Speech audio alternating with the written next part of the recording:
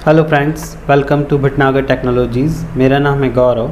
इस वीडियो में हम देखेंगे installation and configuration of Ansible server and its clients. यानी हम इस वीडियो में एंसिबल सर्वर और उसके जो क्लाइंट्स हैं जिन्हें कि हम नोड्स भी कहते हैं, उनका पूरा इंस्टॉलेशन एंड कॉन्फ़िगरेशन देखने वाले हैं। यहाँ इस मॉडल में आप देख सकते हैं एंसिबल सर्वर और उसके जो क्लाइंट्स हैं जिन्हें कि यहाँ पर नोड्स कहा गया है। एंसिबल सर्वर के सभी क्लाइंट्स को हम नोड्स के एज ए नोड्स कहा जाता है उनको। तो आप देख सकते हैं यहाँ पर आपके पास में एक एंसिबल सर्वर है और कुछ हमारे पास में नोड्स है, number of nodes, node number 1, node number 2। इस तरह से आप जितने चाहें उतने नोड इसके साथ क्रिएट कर सकते हैं। और जो एंसिबल सर्वर है वो अपने नोड से SSH के थ्रू कम्युनिकेट करता है। यहाँ आप देख सकते हैं ये जो कम्युनिकेशन चैनल है इन दोनों के बीच में, एंसिबल मैनेजमेंट नोड यानी एंसिबल सर्वर और जो हमारा नोड 1 है, इनके बीच में जो कम्युनिकेशन है वो SSH के थ्रू हो रहा है। जितने भी नोड्स यहाँ पर हैं वो सब SSH के थ्रू ही सर्वर के साथ कम्युनिकेट होंगे। और सर्वर के ऊपर आप देख सकते हैं यहाँ पर दो चीज़ें हैं, एक तो प्ले बुक रखी हुई है, एक इन्वेंट्री रखी हुई है। तो इन्वेंट्री एक तरह से यहाँ पर सभी नोड्स की एंट्री रहती है। आप देख सकते हैं यहाँ पे कुछ ग्रुप्स बने हुए हैं इन्वेंट्री के अंदर, ग्रुप A, ग्रुप B, और सभी ग्रुप्स के अंदर होस्ट के नाम और उनके IPs वगैरह रहते हैं। तो ग्रुप A के अंदर होस्ट 1 है हमारा, ग्रुप B के अंदर होस्ट B है हमारा, ग्रुप B होस्ट 2, ठीक है, और ग्रुप A के अंदर होस्ट 1। इसी तरह से आप नंबर ऑफ़ होस्ट की एंट्रीज़ भी इसके अंदर कर सकते हो।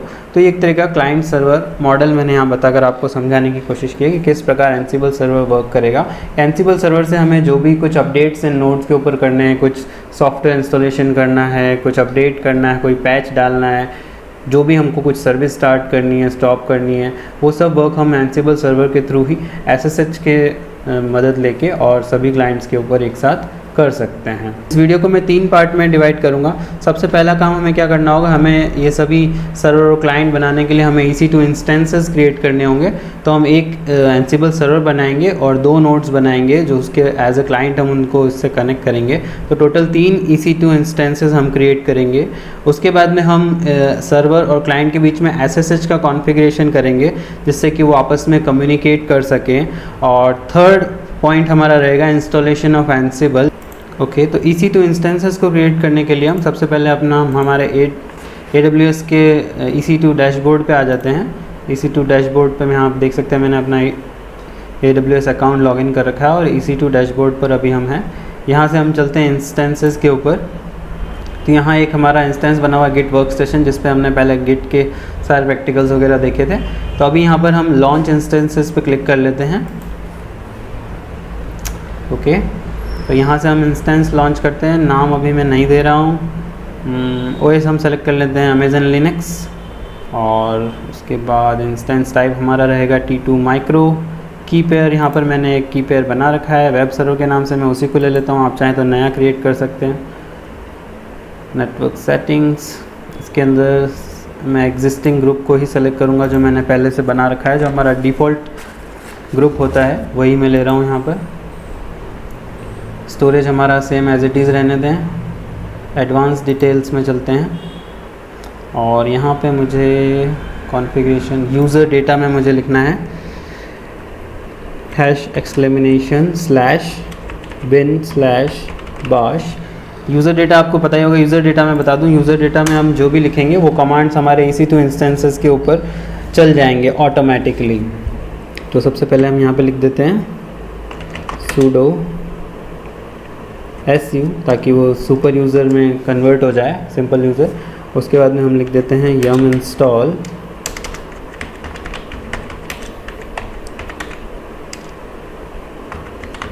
install update -y।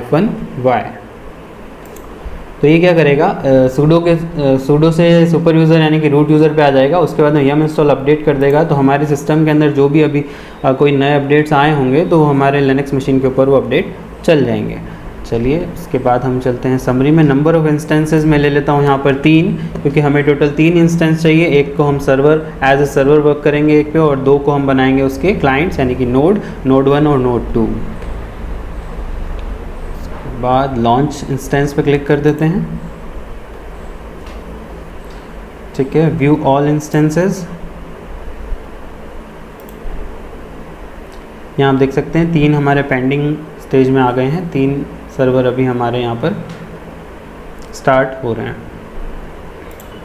ओके, तो तीनों सर्वर्स हमारे अभी रनिंग हो चुके हैं। अब हम इनको रीनेम कर लेते हैं। सपोज़ मैं इसका नाम दे देता हूँ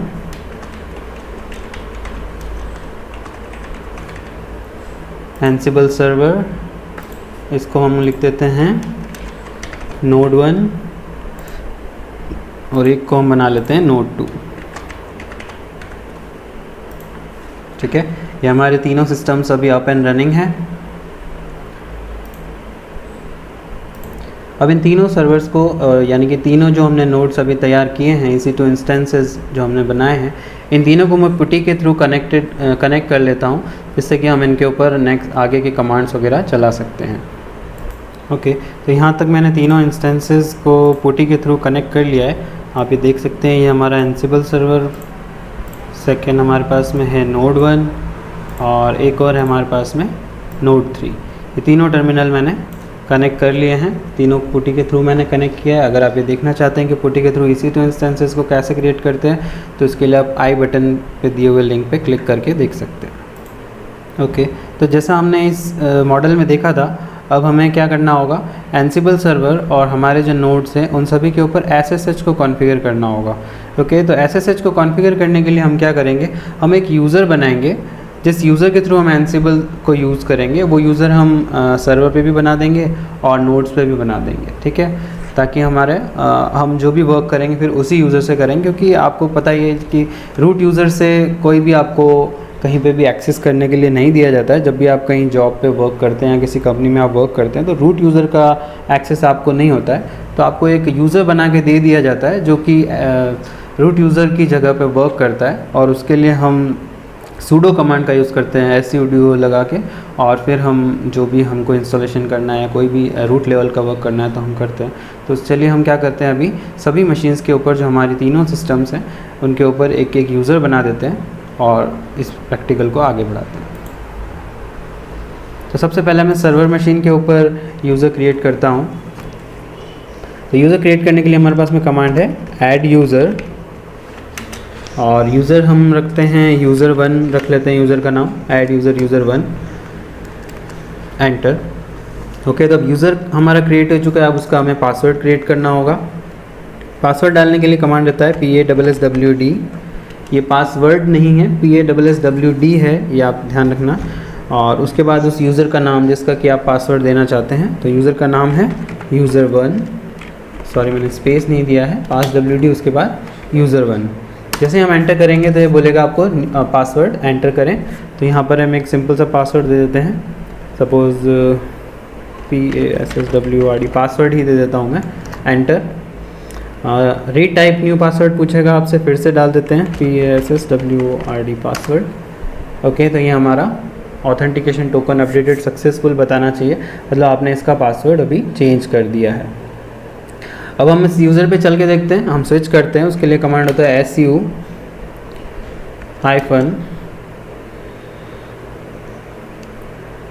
-user 1 या जो भी आपने यूज़र क्रिएट किया है, एंटर करें। तो अभी आप देख सकते हैं यहाँ पर पहले रूट आ रहा था, रूट @IP, ठीक है, रूट और हमारे मशीन का IP आ रहा था। उसके बाद में ये यूज़र नेम था EC2-user, तो रूट पे हम थे, रूट @IP। उसके बाद में अभी आ गया है यूज़र 1 @IP, ठीक है। तो अभी हम एज यूज़र 1 काम कर रहे हैं। और रूट यूज़र में और सिंपल यूज़र में जब भी आप लॉगिन कर रखे होंगे, तो आपको एक सिंपल सा मैं एग्जांपल दिखा देता हूँ। जब भी आप रूट यूज़र से वर्क कर रहे हो तो आपको यहाँ पे हैश दिखाई देगा, ठीक है। और जब भी आप सिंपल यूज़र से वर्क कर रहे हो तो आपको यहाँ पे डॉलर का साइन शो करेगा। डॉलर का साइन जब भी शो हो रहा है, इट मीन्स आप as a simple user work कर रहे हो। और हैश का साइन अगर आपको दिख रहा है, इसका मतलब आप रूट यूज़र की तरह से वर्क कर रहे हो लिनक्स मशीन के अंदर। तो अभी हम जिस यूज़र से लॉगिन हमने अभी कर रखा है वो यूज़र 1 है। तो इस टाइम पे यूज़र 1 को कोई भी अभी हमने सूडो प्रिविलेज नहीं दे रखा है, तो हम उसको सबसे पहले क्या करेंगे, सूडो प्रिविलेज देंगे, जिससे कि वो कोई भी रूट लेवल का वर्क कर सके। तो चलिए इस यूज़र को सूडो प्रिविलेज देने के लिए हमें फिर से इससे लॉग आउट करके और यूज़र जो हमारा रूट था उस पर चलना पड़ेगा। तो उसके लिए मैं कमांड लिखूँगा एग्जिट, एंटर। तो ये फिर से आप देख सकते हैं रूट यूज़र पे आ गया, हैश प्रॉम्प्ट आ गया है। अब हमको एक कमांड लिखना है vi sudo, ठीक है। जब भी हम किसी यूज़र को सुपर यूज़र का प्रिविलेज देना चाहते हैं तो हमें क्या करना होगा, या सूडो प्रिविलेज देना चाहते हैं तो उसके लिए हम ये कमांड टाइप करते हैं vi sudo, तो एक फ़ाइल ओपन हो जाएगी। से मैं एंटर करता हूँ, यहाँ पर आप देख सकते हैं एक फ़ाइल ओपन हो गई है। इसके अंदर हमको एक पर्टिकुलर लाइन देखनी है जिस पे लिखा है रूट लिखा होगा, रूट से शुरू हो रही होगी वो लाइन। नीचे चलते हैं हम इसमें, यहाँ आप देख सकते हैं रूट लिखा हुआ है, रूट स्पेस देके फिर ऑल इक्वल्स टू ऑल और ऑल लिखा हुआ है। यहाँ पर हम एक एंट्री और करेंगे, तो हमने क्योंकि VIM से इसको एडिट कर रहे हैं हम, तो यहाँ पर मैं आई प्रेस करूँगा और इंसर्ट, एक बार एंटर लगा दूँगा। उसके बाद में हमें रूट जैसे लिखा है उसी के नीचे हमें हमारे यूज़र का नाम लिखना है, तो हमारा यूज़र है user1। उसके बाद में हमें स्पेस दे देना है और जैसा जैसा मैं यहाँ पे टाइप कर रहा हूँ वही आपको लिखना है। जैसे कैपिटल में आपको लिखना है ऑल, फिर इक्वल्स टू, फिर ब्रैकेट बना के आपको लिखना है ऑल, ब्रैकेट बंद। उसके बाद फिर आप स्पेस दे दें, फिर आपको लिखना है no passwd colon all, sorry आपको कैपिटल में लिखना है ऑल। तो इस तरह से आपको इसके अंदर लिखना होगा user1 ऑल, सॉरी मैंने यहाँ पर एक मिस्टेक कर दी, यहाँ पर मुझे इक्वल टू का साइन लगाना है, ऑल इक्वल्स टू ऑल, फिर नो passwd, फिर एक कॉलन का साइन लगाना है और फिर लिखना है ऑल। इसके बाद मैं इसको सेव कर देता हूँ, एस्केप कॉलन W और Q से, यानी कि राइट एंड क्विट हो जाएगा और हमारी फाइल सेव हो जाएगी। ठीक है, तो फाइल में ये सब चेंजेस करने के बाद अगर मैं फिर से करता हूँ su user1 एंटर, तो मैंने स्विच कर लिया user1 पे। अब अगर मैं कमांड लगाता हूँ sudo sudo, उसके बाद अगर मैं कुछ इंस्टॉल करना चाहूँ yum इंस्टॉल httpd,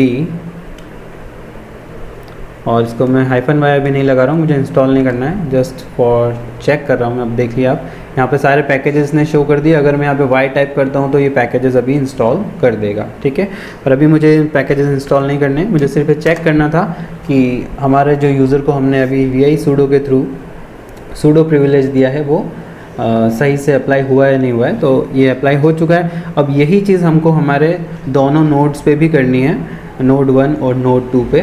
चलिए वो भी कर देते हैं। यहाँ से मैं स्विच करता हूँ नोड 1 के ऊपर। ठीक है, ये हमारा नोड 1 है। sudo करके su आपको कर लेना है ताकि आप रूट यूज़र से लॉगिन हो जाएं। उसके बाद में हम क्या करेंगे, ऐड यूज़र user1, पासवर्ड डालना है passwd। उसके बाद में यूज़र का नाम है user1, एंटर। पासवर्ड है हमारा पास में passwd, पासवर्ड ही दे रहा हूँ मैं, पासवर्ड ऑथेंटिकेशन टोकन सक्सेसफुल। इसके बाद में हमें क्या करना था, इस यूज़र को सूडो प्रिविलेज देनी है। तो सूडो प्रिविलेज देने के लिए हम क्या करेंगे, vi sudo एंटर। इसके अंदर हमें सर्च करना है रूट वाली लाइन, नीचे आ जाओ, ये वाली हमारे पास में रूट वाली लाइन है। यहाँ पे हम i4 इंसर्ट कर लेते हैं और लाइन के लास्ट में जाके एक एंटर कर लेंगे। यहाँ पर यूज़र का नाम लिख देंगे user1।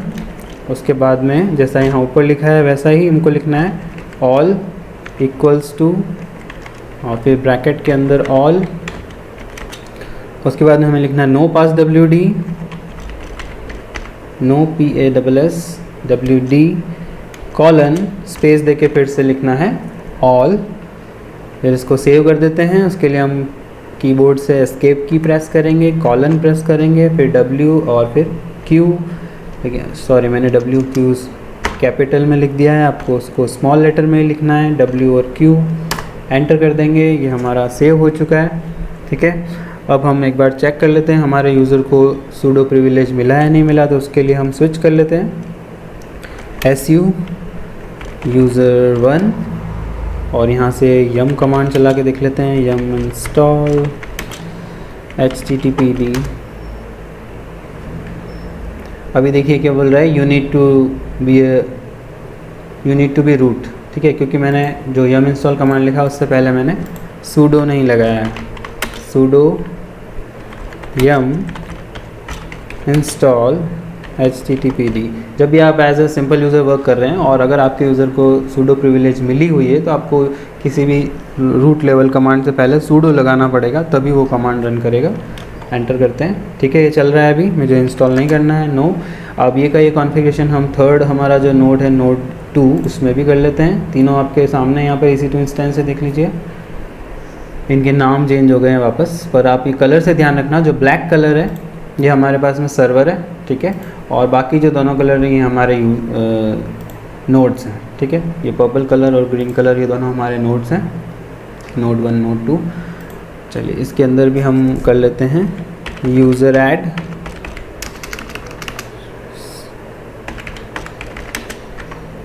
यूज़र 1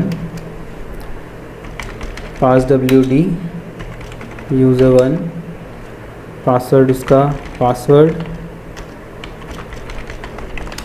ठीक है। उसके बाद में इसको हमें सूडो प्रिविलेज देनी है, तो उसके लिए हम लिखेंगे vi sudo। इसके अंदर हमें लाइन सर्च करनी है जिसमें रूट लिखा है, ये रहा, ठीक है। I for insert, यहाँ से आपको लिख देना है यूज़र 1, उसके बाद all equals to again all, यहाँ आपको लिखना है no pass WD colon space and all, ठीक है। स्केप कॉलन WQ, ये देखिए मैंने WQ कैपिटल में लिखा तो उसने सेव नहीं किया, इसको लिखना है आपको स्मॉल में, एंटर। अब हम इसको चेक कर लेते हैं, SU यानी कि स्विच यूज़र यूज़र 1, और यहाँ से हम कमांड लिखेंगे sudo yum इंस्टॉल, और कुछ भी कमांड पैकेज का आप नाम लिख दें, जैसे मैं HTTPD लिख रहा हूँ, एंटर करें, ठीक है। तो ये अगर इंस्टॉलेशन हो रहा है दैट मीन्स कि इसको सूडो प्रिविलेज मिल चुकी है। तो यहाँ तक हमने क्या कर लिया है, अभी हमने तीनों इंस्टेंसेस क्रिएट कर लिए हैं और इनके अंदर हमने तीनों यूज़र भी क्रिएट कर लिए जिनको हमने सूडो प्रिविलेज भी दे दिया है। तो अब हम क्या करते हैं, हम चलते हैं हमारे सर्वर नोड के ऊपर। ये जो हमारा सर्वर नोड है ब्लैक कलर में, मैंने आपको पहले बता दिया था, ब्लैक कलर में हमारे पास में सर्वर नोड है। इसके ऊपर हम क्या करेंगे, हम सर्वर से अभी किसी क्लाइंट को SSH के थ्रू कनेक्ट करने के ट्राई करते हैं। तो यहाँ पर मैं कमांड लिखूँगा SSH और फिर उस नोड का IP, जिस नोड को हम SSH के थ्रू कनेक्ट करना चाहते हैं। तो अभी मैं यहाँ से अपने EC2 डैशबोर्ड पे आता हूँ। यहाँ से हमारे पास नोड 1 का IP हमें चाहिए प्राइवेट IP, आपको प्राइवेट IP से ही कनेक्ट करना है। और यहाँ से फिर से हम चलते हैं हमारे सर्वर इंस्टेंस के ऊपर और इसको कर देते हैं पेस्ट, ठीक है।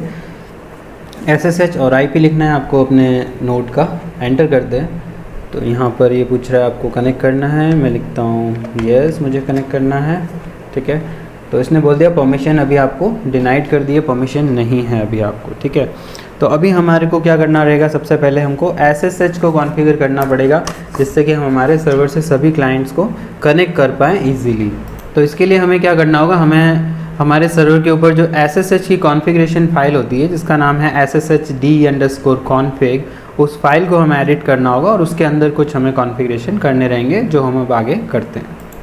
ओके, तो अब हम कमांड लिखेंगे vim/etc SSH और इसके अंदर SSHD_config फाइल है, इस फाइल को अब हम एडिट करेंगे।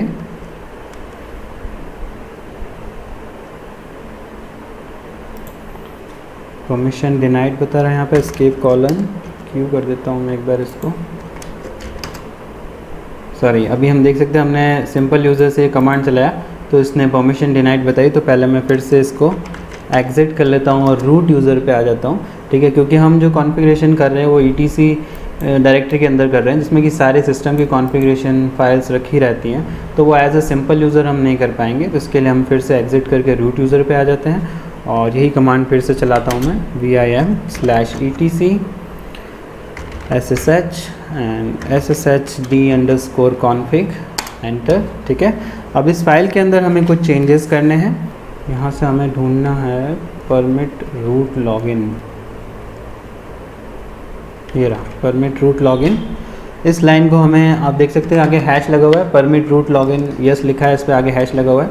तो यहाँ मैं इंसर्ट प्रेस करता हूँ और इस हैश को हमें हटा देना है, यानी कि इसे अनकमेंट कर देना है। जब भी किसी लाइन के आगे इसमें हैश लगा रहता है तो वो कमेंटेड हो जाती है। तो हमें हैश हटाना है परमिट रूट लॉगिन के आगे से।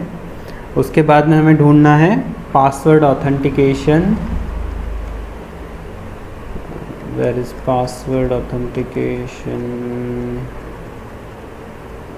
ये पासवर्ड ऑथेंटिकेशन यस, ठीक है। पासवर्ड ऑथेंटिकेशन यस वाली जो लाइन है इसके आगे से भी हमें हैश को हटा देना है, ठीक है। और जो एक और यहाँ लिखा है पासवर्ड ऑथेंटिकेशन नो, इस पे हमें आगे हैश लगा देना है,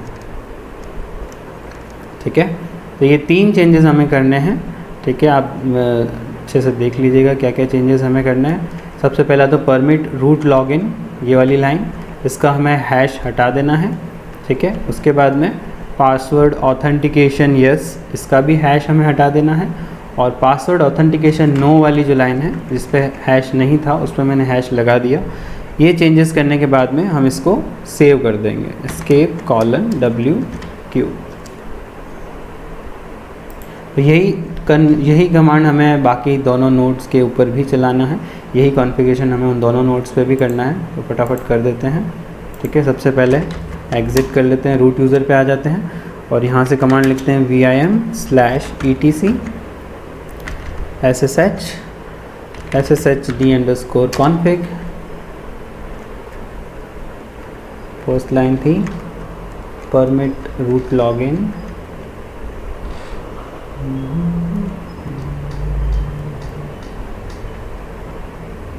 पासवर्ड ऑथेंटिकेशन यस ये रहा, ये पासवर्ड ऑथेंटिकेशन नो है।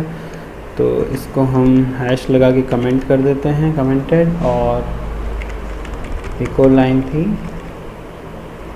हमारे पास में परमिट रूट लॉगिन, इसका भी हम कमेंट हटा देते हैं, ठीक है। परमिट रूट लॉगिन वाली आप लाइन देख सकते हैं, यहाँ पर मैंने इसका कमेंट हटा दिया, ठीक है। दूसरी लाइन हमारे पास में क्या थी, पासवर्ड ऑथेंटिकेशन यस, इसका भी कमेंट मैंने हटा दिया। और तीसरा जो था पासवर्ड ऑथेंटिकेशन नो, उस पर मैंने कमेंट लगा दिया है, ठीक है। इसको भी सेव कर देते हैं, सेव एंड एग्ज़िट। और अब चलते हैं हम थर्ड मशीन के ऊपर। यहाँ पर भी यही करना है हमें, सिंपल यूज़र से एग्ज़िट करते हैं और रूट यूज़र पे लिखते हैं vim/etc sshd_config, एंटर। फिर ना परमिट रूट लॉगिन, ये रहा परमिट रूट लॉगिन यस, इसका हमने हैश हटा दिया। उसके बाद में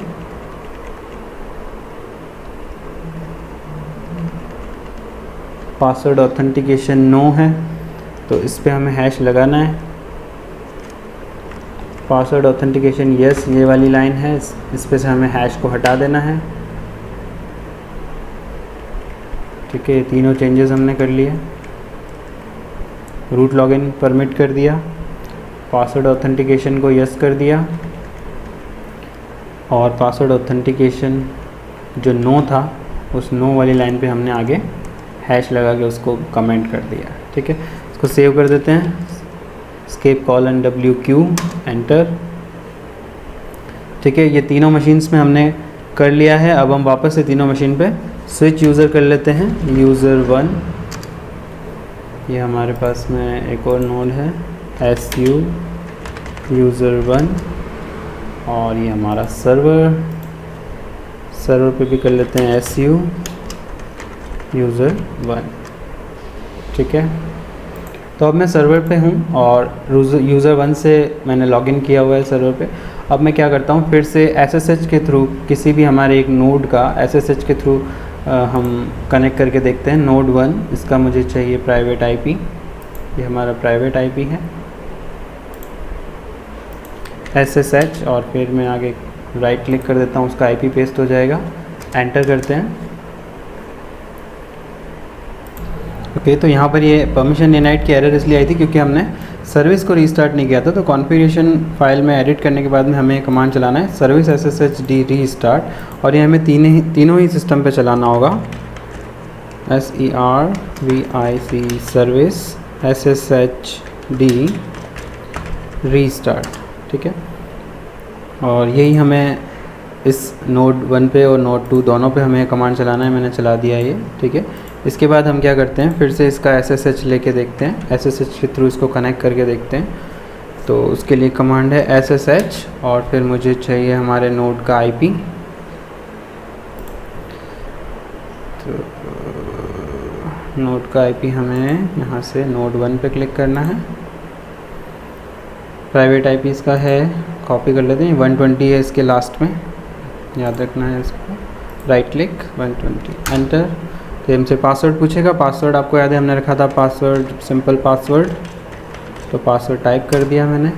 और अब देखें हमें यहाँ से, अभी आप देख सकते हैं यूज़र 1 कहाँ पर था, ये 172.168.33.63 जो हमारा IP था, और अभी ये चेंज हो गया, क्या हो गया, 120 हो गया। यानी अभी जो मैं कुछ भी अगर वर्क करता हूँ, अगर मैं LS भी करके लिस्ट देखता हूँ तो वो मेरे सिस्टम की नहीं देख रहा हूँ, मैं नोड 1 की देख रहा हूँ। यहाँ पर मैं एक फ़ाइल बना के दिखाता हूँ आपको। यहाँ हम लिखते हैं touch file 1, file 2, file 3, LS। तो ये तीनों फाइल मैंने कहाँ पर बनाई हैं, ये तीनों फाइल मैंने बनाई हैं नोड 1 के ऊपर। तो नोड 1 का हमारा IP है 120। चलिए इसके ऊपर चलते हैं इस मशीन पे। ये हमारा नोड 1 है, इसका IP है 120, ठीक है। यहाँ पर मैं LS करके देखता हूँ, सॉरी, इस कैन नॉट ओपन डायरेक्टरी, क्या हो गया ये, exit SU user1, sorry SU hyphen user1 की होम डायरेक्टरी में जाना है मुझे, ठीक है। यहाँ करता हूँ मैं LS। तो ये तीनों फाइल्स आप यहाँ पे देख सकते हैं, फाइल 1, फाइल 2 एंड फाइल 3 यहाँ बन चुकी है। तो मैंने सर्वर पे रहते हुए यहाँ पर सिंपल टच कमांड के थ्रू फाइल्स क्रिएट कर दी हमारे नोड 1 के ऊपर। तो इसी तरह से अब हम SSH कमांड के थ्रू उस मशीन का एक्सेस लेके उस मशीन पे कोई भी कमांड रन कर सकते हैं सर्वर पे रहते हुए। चलिए यही हम अब इसको एग्ज़िट कर देते हैं और नोड 2 का भी हम एक बार एक्सेस लेके देखते हैं। हमारा जो नोड 2 है इसका प्राइवेट IP है, इसको मैंने कॉपी कर लिया, लास्ट में 147 है। और यहाँ से मैं लिखता हूँ SSH और राइट क्लिक कर देते हैं तो उसका IP पेस्ट हो जाएगा। एंटर, यस टाइप करना है मुझे, पासवर्ड देना है, पासवर्ड हमारा पासवर्ड ही है। और यहाँ अभी देख सकते हैं आप IP आ गया है 147 जो कि इसका प्राइवेट IP है, ठीक है। यहाँ पर अगर मैं कुछ फाइल बनाना चाहता हूँ तो टच डेमो स्पेस demo1, ये 2 फाइल मैं यहाँ पे बना देता हूँ। नोड 2 के ऊपर चलते हैं, exit, sorry, switch user hyphen user1 LS करके देखता हूँ मैं यहाँ पर। ये देखिए दोनों फाइल यहाँ बन चुकी है, डेमो और demo1। तो इस तरह से हम क्या कर सकते हैं, अभी किसी भी हमारे नोड का SSH के थ्रू एक्सेस लेके उसके ऊपर वर्क कर सकते हैं। यह अभी हम सर्वर पे हैं, इसे एग्ज़िट कर देता हूँ तो ये यूज़र 1 पे आ जाएगा। अब यहाँ पर एक बात नोट करने वाली ये है कि यहाँ पर जब भी मैं किसी नोड पर SSH के थ्रू कोई कमांड रन करता हूँ तो मुझे सबसे पहले पासवर्ड मांगता है। और मैं नहीं चाहता कि मैं हर बार यहाँ से जब भी कुछ सर्वर से क्लाइंट के ऊपर कुछ अपडेट करना चाहूँ या कुछ पुश करना चाहूँ, कोई भी कमांड रन करना चाहूँ तो मैं बार बार यहाँ से पासवर्ड डालता रहूँ। अभी हमारे पास में से सिर्फ 2 ही नोड्स हैं, ठीक है ना। हो सकता है किसी वर्किंग एनवायरनमेंट में आपके पास में 200 नोड्स हो, 150 नोड्स हो, तो वहाँ पर आपको हर एक नोड का पासवर्ड डालना रहेगा, तो वो चीज़ बहुत प्रॉब्लमेटिक हो जाएगी। तो अब नेक्स्ट हम देखते हैं कि इस पासवर्ड को हटाने के लिए हमें क्या करना होगा। तो उसके लिए हमें एनसिबल सर्वर में एक SSH की जनरेट करेंगे, जिससे 2 कीज़ जनरेट होंगी, एक पब्लिक और एक प्राइवेट की। फिर उस पब्लिक की को मैं सभी नोड्स के ऊपर कॉपी कर दूंगा, ठीक है, जिससे नोड्स हर बार पासवर्ड नहीं मांगेंगे और मुझे डायरेक्टली ऑथेंटिकेट कर देंगे। तो चलिए अब हम नेक्स्ट की जनरेशन देख लेते हैं। चलिए, तो की जनरेट करने के लिए हमें सर्वर के ऊपर आना है। फिर से सर्वर के ऊपर आ गए हम। यहाँ यूज़र 1 पे ही अभी मैंने लॉगिन कर रखा है, ठीक है। और कमांड हम चलाएंगे ssh-keygen कमांड का हम यूज़ करेंगे, एंटर करेंगे। तो अब ये आपसे पूछ रहा है enter the file name in which you want to save the keys, ठीक है। यहाँ पर ध्यान रखना है आपको कि अगर आपने पहले से कोई कीज़ जनरेट कर रखी हैं तो आप अपना पाथ यहाँ से चेंज कर सकते हैं, ठीक है। बट अभी हमने नए नोट्स क्रिएट करे और बिल्कुल हमारे नोट्स अभी ब्लैंक है, हमने यहाँ पर कोई भी की पहले जनरेट नहीं कर रखी है, तो हम इसका पाथ डिफ़ॉल्ट ही रहने देंगे, जो होता है /home/यूज़र-नेम, जो भी आपने यूज़र बनाया है। यहाँ पर इन केस हमारे पास में यूज़र 1 है, उसके अंदर एक हिडन फोल्डर बन जाता है जो होता है .ssh के नाम से। उसके अंदर ये जो की जनरेट करेगा उसका नाम रहेगा ID_RSA। अगर आप चाहें नाम चेंज करना चाहते हैं तो यहाँ पर आप उसका नाम भी लिख सकते हैं, जो कि मैं डिफ़ॉल्ट रहने दे रहा हूँ। एंटर पासफ्रेज, ये भी मैं एम्प्टी रहने दूंगा। एंटर सेम पासफ्रेज, एंटर, ठीक है। ये आप देख सकते हैं your public key has been saved in home user1.ssh ID_RSA pub, ठीक है। ID_RSA हमारी फ़ाइल का नाम है और आगे पब लगाया, दैट मीन्स ये पब्लिक फ़ाइल है। और ये इसका यहाँ पर की रैंडम आर्ट इमेज आ गई है। अब अगर हम इसको यहाँ से देखना चाहते हैं तो हम करेंगे ls-a फॉर ऑल फाइल्स। तो ये आपको दिखाएगा कि यहाँ पर, एक मिनट, मैं यहाँ से एक बार इसको एग्ज़िट करता हूँ और इसकी होम डायरेक्टरी में जाने के लिए मैं su-user1 लिखूँगा, ठीक है। su-user1 यानी कि हम user1 की होम डायरेक्टरी में आ गए हैं, ठीक है। पहले जो हम थे हम EC2 यूज़र की होम डायरेक्टरी में थे, ठीक है। अभी हम यहाँ से टिल्ड साइन आ गया है और यहाँ पर user1 का नाम आ रहा है। टिल्ड साइन का मतलब होता है जिस यूज़र का नाम आ रहा है ये उसी की होम डायरेक्टरी है। अगर आप इसे देखना चाहें तो उसके लिए कमांड है pwd प्रेजेंट वर्किंग डायरेक्टरी। तो अभी हम वर्क कर रहे हैं /home/user1 के अंदर, और जब हमने की जनरेट करी थी तो हमको यही पाथ यहाँ से दिखाया था /home/user1, ठीक है। ये आप देख सकते हैं। तो अब मैं यहाँ पर कमांड लिखूँगा ls-a। तो यहाँ पर आपको मिलेगा ये .ssh फोल्डर, जो कि एक हिडन फोल्डर है। तो इसके अंदर हम जाते हैं cd.ssh और अब मैं यहाँ पे ls करता हूँ तो यहाँ आपको दिखेगी फाइल्स ID_RSA और ID_RSA.pub। ये इसकी पब्लिक फ़ाइल है और यानी कि पब्लिक की, और ये इसकी प्राइवेट की है, ठीक है। और एक फ़ाइल और होती है नोन होस्ट, इसमें सारे नोन होस्ट की एंट्रीज़ वगैरह आप कर सकते हैं। तो यहाँ तक की जनरेट हो चुकी है हमारी। अब की जनरेट होने के बाद में हमें क्या करना है कि जो हमारी पब्लिक की है ID_RSA.pub, ये पब्लिक की हमें हमारे सभी नोड्स के अंदर कॉपी करनी है, ठीक है ना। तो उसे कॉपी करने के लिए हम क्या करेंगे, उसके लिए हम कमांड यूज़ करेंगे ssh-copy_id।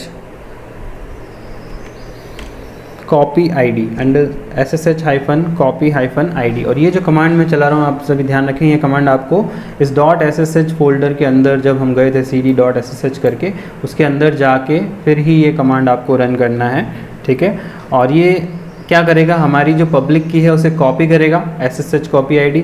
अब ये कॉपी हमें कहाँ पे करनी है, हमें ये कॉपी करनी है हमारे नोड 1 और नोड 2 के अंदर, जिनके अंदर अभी हमने किन को लॉगिन कर रखा है, यूज़र 1 को लॉगिन कर रखा है।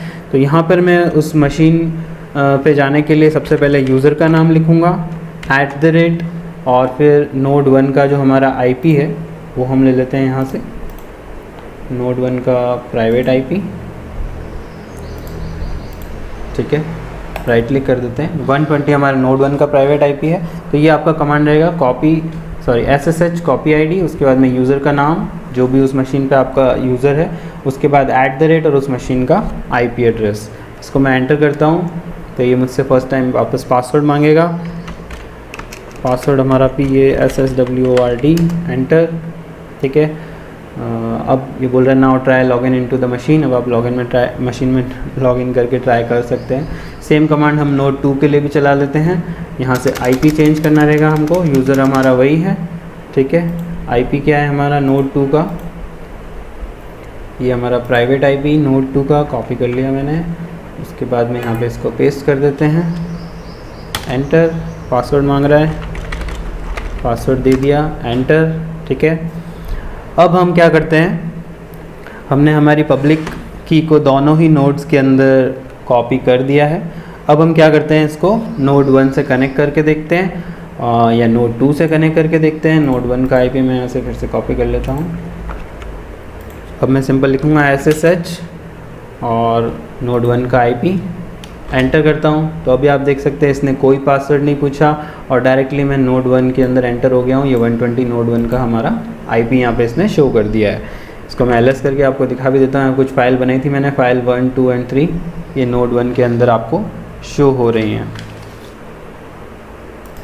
तो फ्रेंड्स यहाँ तक हमारा SSH का सारा कॉन्फ़िगरेशन कंप्लीट हो चुका है। तो अगर आपको वीडियो पसंद आ रहा है तो वीडियो को प्लीज़ लाइक करें, और अगर आपको कोई क्वेश्चंस हैं आपको तो कमेंट बॉक्स में लिखें ज़रूर, ताकि मैं उनका जवाब दे सकूं। अब नेक्स्ट काम हमें क्या करना है, हमें एनसिबल सर्वर का इंस्टॉलेशन करना है। चलिए तो अब हमारे सर्वर के अंदर एनसिबल सर्वर को इंस्टॉल करते हैं। तो एनसिबल का पैकेज इंस्टॉल करने के लिए सबसे पहले तो मैं अपने सिंपल यूज़र से एग्जिट कर लेता हूँ, क्योंकि इंस्टॉलेशन वगैरह जो भी कॉन्फ़िगरेशन हम करेंगे सर्वर का वो फिर से हम रूट यूज़र से ही करेंगे। एक बार और एग्जिट करना होगा, ठीक है। मैं फिर से रूट से यहाँ पर लॉगिन हो गया हूँ, root@IP एड्रेस आ रहा है। अब हम सबसे पहले क्या करेंगे, एक हमको एक्स्ट्रा एक पैकेज होता है लिनक्स के अंदर, extra package for enterprise Linux करके, उसको हमें अभी पहले डाउनलोड करना होगा। तो उसके लिए हम कमांड लिखेंगे wget और फिर उसका जो URL लिंक है वो मैं यहाँ पे पेस्ट कर रहा हूँ। ये https:// और पूरा उसका URL लिंक है। ये हमारे पैकेज का नाम है EPEL। EPEL होता है extra packages for enterprise Linux, ठीक है। Release latest 7 no architecture. ये RPM हमें सबसे पहले डाउनलोड करना है। इसका जो ये पूरा URL है ये मैं अपने वीडियो के डिस्क्रिप्शन में डाल दूँगा, ताकि आपको उसे कॉपी करने में कोई दिक्कत नहीं आएगी। इसको हम सबसे पहले एंटर कर देते हैं तो ये डाउनलोडिंग स्टार्ट हो जाएगी। ये आप देख सकते हैं 100% डाउनलोड हो चुका है। इसको चेक करने के लिए हम ls कमांड के थ्रू चेक करते हैं। तो आपको यहाँ पर एक RPM पैकेज डाउनलोड हुआ दिखेगा, EPEL रिलीज लेटेस्ट 7.no करके। तो अब हमें क्या करना है, हमको इसको इंस्टॉल करना है। तो इसको इंस्टॉल करने के लिए हम कमांड लिखेंगे yum install और फिर उसका नाम EPEL, ये टैब दबाऊंगा तो मैं पूरा नाम आ जाएगा EPEL रिलीज noarch.rpm। उसके बाद इस पर आगे लगा देते हैं -y और इसको एंटर कर देता हूँ मैं। तो ये पूरा पैकेज हमारा इंस्टॉल हो चुका है, ठीक है। अब इस पैकेज को इंस्टॉल करने के बाद में हमें फिर से कमांड लगाना होगा yum update -y, ठीक है, क्योंकि ये एक पूरा का पूरा पैकेज था, इसमें बहुत सारे पैकेज की लिस्ट होती है, ठीक है। तो इसको एक बार फिर से हम अपडेट कर देते हैं yum install update -y enter, ठीक है। ये अपडेट हो चुका है। उसके बाद में हम लिखेंगे yum install and ansible,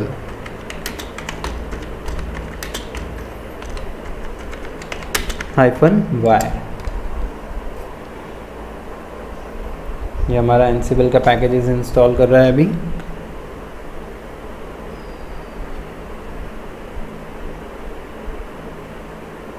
चलिए तो इंस्टॉलेशन होने के बाद में हम चेक कर लेते हैं एनसिबल पैकेज हमारे सिस्टम में लोड हुआ है नहीं हुआ है। उसके लिए मैं कमांड लिखूँगा ansible -version एंटर। तो यहाँ पर आप देख सकते हैं एनसिबल हमारा इंस्टॉल हो चुका है, वर्जन है 2.9.27 और इसकी कॉन्फ़िगरेशन फाइल ये है etc ansible.cfg, ठीक है। तो इंस्टॉलेशन करने के बाद में हमें क्या करना होगा, हमें हमारे एनसिबल को ये इन्फॉर्मेशन देनी होगी कि हमारे पास में टोटल 2 नोड्स हैं, या जितने भी आपके पास नंबर ऑफ़ नोड्स हैं उन सब की इन्फॉर्मेशन उसकी इन्वेंट्री फ़ाइल के अंदर आपको लिखनी रहती है। तो उसके लिए हम इसकी कॉन्फ़िगरेशन फ़ाइल यानी कि जो है etc ansible.cfg और दूसरी जो इसकी एक और फाइल होती है जिसके अंदर हम उसको इन्वेंट्री फ़ाइल कहते हैं, जिसमें सभी नोड्स की इन्वेंट्री रहती है, उनकी इन्फॉर्मेशन रहती है, उस फाइल को जिसका की नाम है होस्ट फाइल, उसको पहले एडिट करते हैं और उसमें हमारे सभी नोड्स की एंट्री कर देते हैं।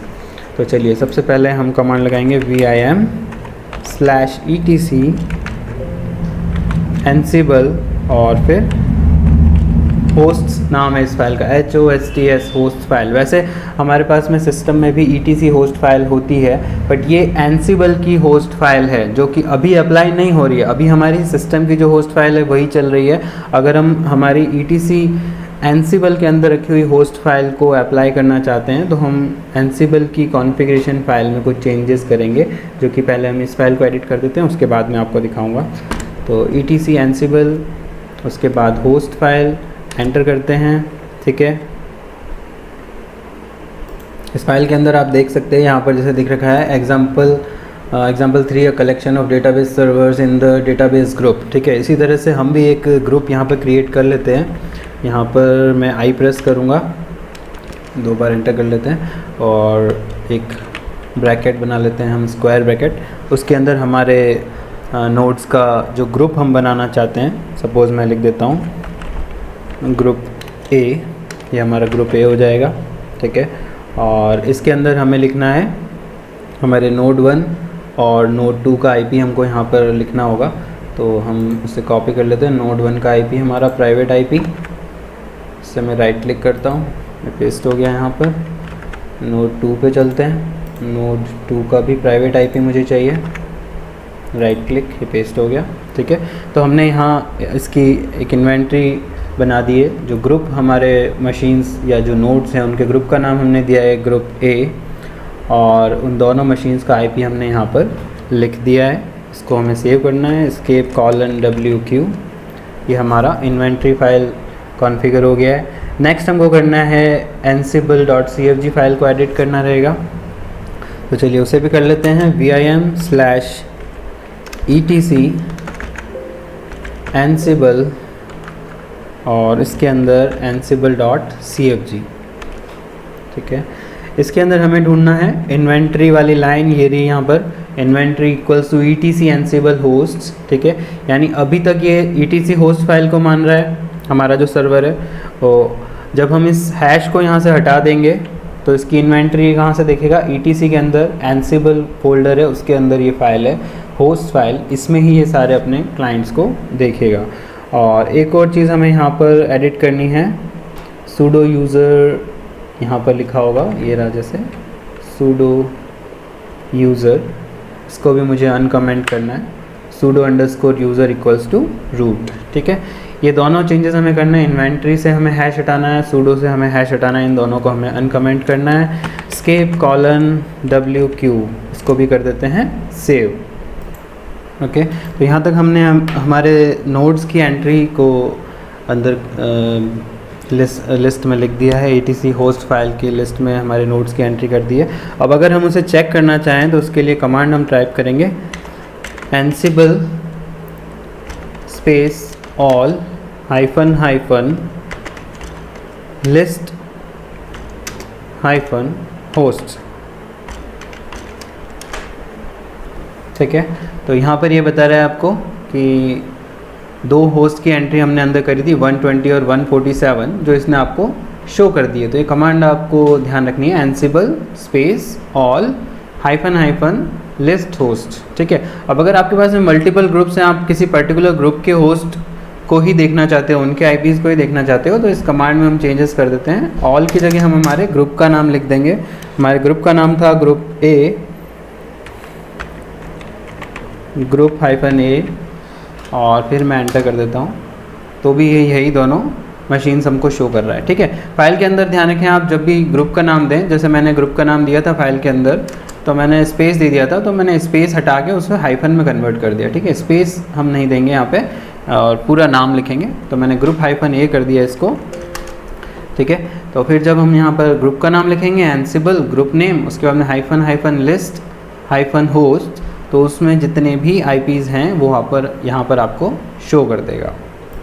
अब सपोज़ कि यहाँ पर हमारे पास में ग्रुप के अंदर 2 नहीं, मान लेते हैं 10 या 15 एंट्रीज हैं, और अगर हमको किसी पर्टिकुलर नंबर ऑफ़ कंप्यूटर का ही IP एड्रेस चेक करना है, तो हम कैसे करेंगे। अब जैसे ग्रुप A है, ग्रुप A का मान लीजिए मेरे को फर्स्ट कंप्यूटर का IP एड्रेस देखना है, एनसिबल ग्रुप A, ग्रुप का नाम, उसके बाद में हमें स्क्वायर ब्रैकेट के अंदर 0 लिखना होगा, ठीक है। तो हमने जो एनसिबल की होस्ट फाइल के अंदर एंट्री करी थी हमारे सिस्टम्स के लिए, तो उसमें सबसे पहला जो सिस्टम होता है उसको हम उसको ये एज अ ज़ीरो मानता है, दूसरे सिस्टम को 1, तीसरे सिस्टम को 2, इस तरह से इसकी नंबरिंग चलती है। आगे हमें लिखना है hyphen hyphen list hyphen hosts, enter कर देते हैं। तो ये हमारा फर्स्ट जो कंप्यूटर है, फर्स्ट जो नोड है, उसका आईपी एड्रेस इसने बता दिया। इसी तरह से अगर हमें दूसरे नोड का आईपी एड्रेस देखना है तो हमें यहाँ पे नंबर देना होगा 1, एंटर करते हैं तो ये इसने दूसरे हमारे नोड का आईपी भी हमको शो कर दिया। तो इस तरह से हम अभी तक हमने क्या क्या कर लिया, हमने सर्वर और क्लाइंट को कनेक्ट कर दिया आपस में SSH के थ्रू, और हमने हमारे सर्वर से हमारे सभी नोड्स की क्या आईपी एड्रेसेस हैं उनकी इन्फॉर्मेशन भी हमने देखना सीख लिया। सो आई होप ये वीडियो आपको समझ में आ गया होगा। अगर आपको कोई भी क्वेश्चन है तो आप कमेंट बॉक्स में लिख के मुझे बताएं, मैं उनके आंसर दे दूंगा। और अगर वीडियो आपको पसंद आया तो प्लीज़ वीडियो को लाइक करें, शेयर करें, चैनल को सब्सक्राइब करें। Thanks for watching.